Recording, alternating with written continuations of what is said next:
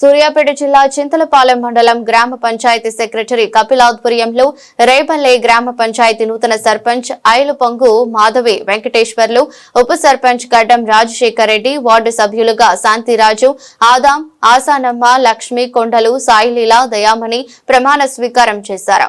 అనంతరం సర్పంచ్ బాధ్యతలు స్వీకరించారు. శాసనం ద్వారా నిర్మితమైన భారత రాజ్యాంగం పట్ల నిజమైన విశ్వాసం, విధేయత చూపుతారని, భారతదేశ సార్వభౌమాధికారాన్ని, సమగ్రతను కాపాడుతారని, నేను స్వీకరించబోయే కర్తవ్యాన్ని శ్రద్ధతో, అంతఃకరణ శక్తితో నిర్వహిస్తానని పవిత్ర హృదయంతో ప్రతిజ్ఞ చేస్తున్నాను.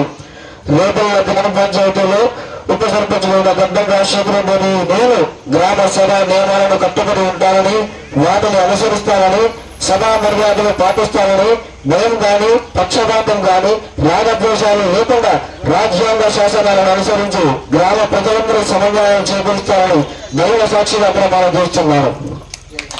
ఆదేశాలు లేకుండా గాని రేగంగా శాసనాలను అనుసరించి గ్రామ ప్రజలందరికీ సమాన న్యాయం చేకూరుస్తానని దైవ సాక్షిగా ప్రమాణం చేస్తున్నాను.